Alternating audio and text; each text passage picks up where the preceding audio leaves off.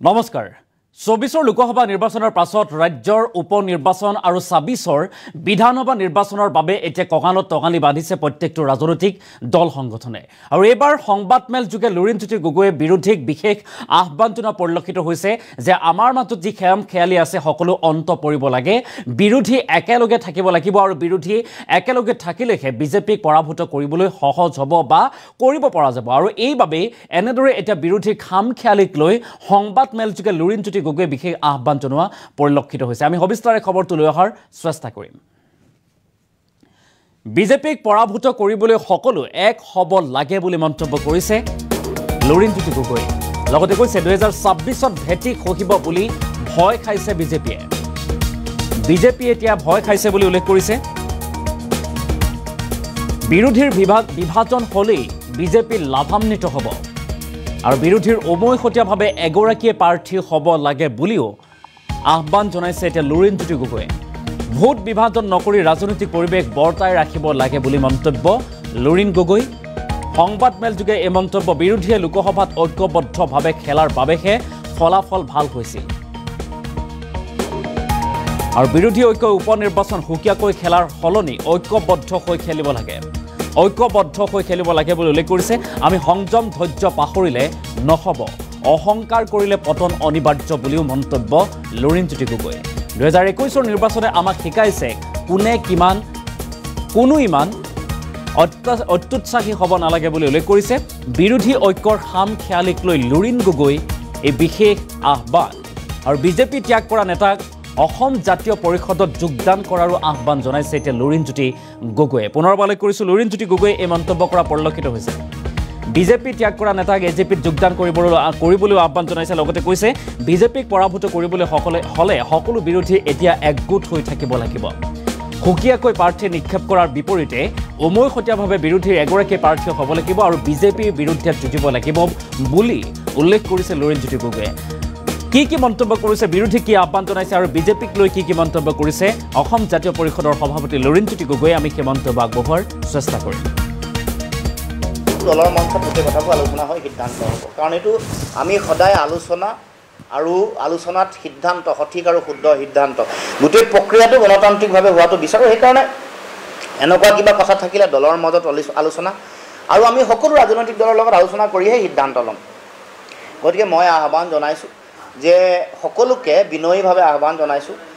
সকলোৱে যাতে বিজেপিক পৰাভূত কৰিবৰ কাৰণে প্ৰয়োজনীয় সিদ্ধান্ত যাতে সকলোৱে গ্ৰহণ কৰে কাৰণ আমি এই গোটেই কথাটোক লৈ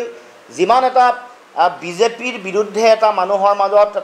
এটা সেন্টিমেন্ট এটা সচেতনতা এটা যিমান বাঢ়িছে বিজেপিৰ দুৰ্গ সহাৰ যিমান পৰিৱেশ হৈছে যি সময়ত বিজেপি এটা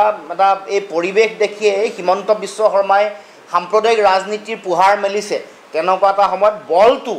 বিজেপিলে ঠেলি নিদি নিজৰ গালে বলটো যাতে কোনেও নানে এই পৰিৱেশটো যাতে কেতিয়াও বিঘ্নিত নকৰে আমি বিজেপিত হৈ থকা এই খহনীয়া তেওঁলোকৰ বিভিন্ন দল ত্যাগ কৰাৰ পৰিৱেশৰ মাজত যাতে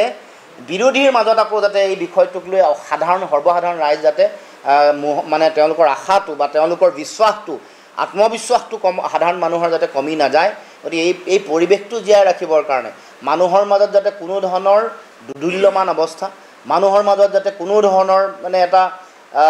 ভুল বাৰ্তা বিসংগতিপূৰ্ণ বাৰ্তা এটা মানুহৰ মাজলৈ নাযায় তাৰ কাৰণে সেই পৰিৱেশটো ধৰি ৰখাৰ দায়িত্ব সকলোৰে আছে ইয়াৰ পৰাই ২৬ৰ লক্ষ্য লৈ আমি কাম কাজ কৰিব লাগিব আমিতো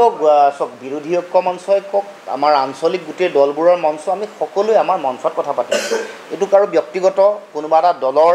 দলৰ মই আগতেও কৈ আহিছোঁ আমি বিজেপিক পৰাভূত কৰিব হ'লে আমি প্ৰথমে দলৰ স্বাৰ্থ আৰু নিজৰ ব্যক্তি স্বাৰ্থৰ ঊৰ্ধলৈ গৈ আমি সিদ্ধান্ত ল'ব লাগিব এইটো আমাৰ এটা গণতান্ত্ৰিক দায়িত্ব এইটো অসমৰ প্ৰতি এটা দায়িত্ব সাধাৰণ মানুহে বিচৰা কথাটো মই ক'ব খোজোঁ যে আমি এক হ'ব লাগে প্ৰয়োজন সাপেক্ষে আমি পুনৰ বহাটো উচিত ঐক্য মঞ্চ সাধাৰণ সম্পাদক হিচাপে মই আহ্বান দিম কথা বতৰা পাতি আলোচনা বিলোচনাৰ মাজেৰে গোটেই বিষয়টো নিষ্পত্তি হ'ব লাগিব কাৰণ আমি বিজেপিক সকলোৱে সন্মিলিতভাৱে পৰাভূত কৰিব খোজোঁ তাৰ কাৰণে প্ৰয়োজনীয় ভোট বিভাজন নকৰি আশাবাদী ৰাজনৈতিক যিটো পৰিৱেশ সেই পৰিৱেশটো ধৰি ৰখা এই পৰিৱেশটো বৰ্তাই ৰাখিবৰ কাৰণে আমাৰ যিটো দায়বদ্ধতা আমি সকলোৱে পালন কৰাটো উচিত বুলি মই ভাবোঁ আশাবাদী আৰু আমি আহ্বানো জনাইছোঁ যে অসমৰ মানুহৰ সুৰক্ষিত ভৱিষ্যতৰ কাৰণে আমাৰ ৰাজনৈতিক ভৱিষ্যত, আমাৰ ভাষিক সাংস্কৃতিক ভৱিষ্যত আৰু আমাৰ অৰ্থনৈতিক ভৱিষ্যত সুৰক্ষিত কৰিবৰ কাৰণে প্ৰয়োজনীয় যি সংগ্ৰামী ধাৰা, ৰাজনৈতিক ধাৰা, এই ধাৰাটোত যাতে আমাৰ যিসকল নেতা বিজেপি এৰিব খুজিছে তেওঁলোকে সকলোৱে যাতে অসম মাতৃৰ সেৱাৰ কাৰণে জাতীয়তাবাদী পতাকাৰ তলত থিয় হয়। প্ৰতিষ্ঠিত ৰাজনৈতিক নেতা, যুৱ প্ৰজন্মৰ যিসকল প্ৰতিভাশালী যুৱ নেতা আছে সকলোকে আহ্বান জনাইছোঁ, আহক সকলোৱে সন্মিলিতভাৱে অসম মাতৃৰ সুৰক্ষিত ভৱিষ্যতৰ কাৰণে কাম কৰোঁ, অসমৰ সামগ্ৰিক উন্নয়নৰ কাৰণে কাম কৰোঁ আৰু যিবোৰ বিষয় আজিও নিষ্পত্তি হোৱা নাই, যিবোৰ জাতীয় প্ৰশ্ন, যিবোৰ অন্যায় চলি আছে সেইবোৰৰ বিৰুদ্ধে শক্তিশালী ৰূপত মাত মাতোঁ। তাৰ কাৰণে সকলোকে আহি দলে বলে জাতীয় পৰিষদ আৰু জাতীয়তাবাদী পতাকাৰ তলত সকলো থিয় হ'বৰ কাৰণে মই আহ্বান জনাইছোঁ। আমাৰতো দলৰ মঞ্চত গোটেই কথাবোৰ আলোচনা হৈ সিদ্ধান্ত হ'ব, কাৰণ এইটো আমি